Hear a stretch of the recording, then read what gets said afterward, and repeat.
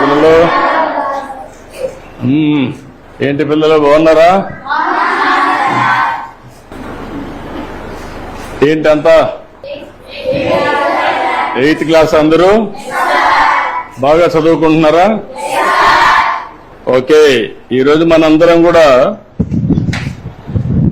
మీ social science అంతా కూడా మీకు ఒక అవగాహన ఉంది, అవునా కాదా? మీ టీచర్ బాగా చెప్తున్నాడా? ఓకే, ఈ సంవత్సరం మీరంతా కూడా 8వ తరగతిలో సోషల్ సైన్స్ చదువుకుంటున్నారు. ఇప్పుడు మనం ఈరోజు ఒక పని చేద్దాం. సిద్ధంగా ఉన్నారా? అందరూ అటెన్షన్ లో ఉన్నారా? వేరే ఎక్కడ ఆలోచనలు ఉన్నాయా?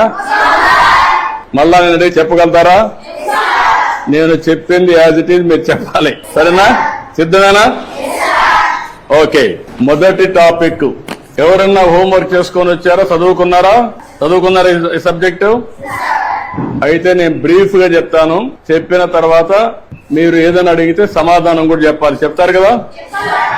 ఓకే, మొదటి సబ్జెక్ట్ వచ్చి మనకు వనరుల గురించి మనకు ఒక చిన్న కథ. మోనా రాజు తమ ఇంటిని శుభ్రపరుస్తూ వాళ్ళ తల్లితో గడుపుతా ఉంటారు. అప్పుడు ఈ బట్టలు, పాత్రలు, ఆహార ధాన్యాలు, దువ్వెన్లు, తేనె సీసా పుస్తకాలు చూడండి, వీటిలో ప్రతి ఒక్క దానికి ఉపయోగం ఉంటుంది అనింది. ఎవరు? మోనా చెప్పింది. అందుకే అవి ముఖ్యమైనవి, ఇవి అన్ని కూడా వనరులు అని ఎవరు చెప్పారు? అది అయిన తర్వాత వనరులు అంటే ఏంటి అని రాజు వాళ్ళ అమ్మని అడిగాడు.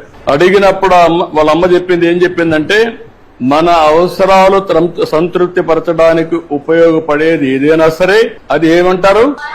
వనరులు అంటారు. మీ చుట్టూ ఒకసారి పరిశీలిస్తే అనేక వనరులు మీరు గమనించవచ్చు. తాగేదానికి ఏం కావాలంటాం? తాగినప్పుడు దాహం వేసింది, ఏం చేస్తారు మీరు? వాటర్ తాగుతారు. తాగినప్పుడు దాన్ని ఏమంటారు? అదే సమయంలో మీ పాఠశాల అయిపోయింది, ఇంటికి పోవాలి, దేంట్లో పోతారు మీరు? బస్సులో పోతారు, దాన్ని ఏమంటాం? వనరులు అంటాం. అదే సమయంలో మీరు చదివే పాఠ్య పుస్తకాలు, దాన్ని ఏమంటారు? ఎందుకు వనరు అంటున్నారు? ఉపయోగపడుతుంది కాబట్టి. మీ నాన్న ఇంటికి పోతానే మీకేదో తినిబండారం ఇస్తాడు, దాన్ని తాజా కూరగాయలతో కూడా తయారు చేస్తాడు, దాన్ని ఏమంటారు? వనరులు అంటారు. ఎందుకు?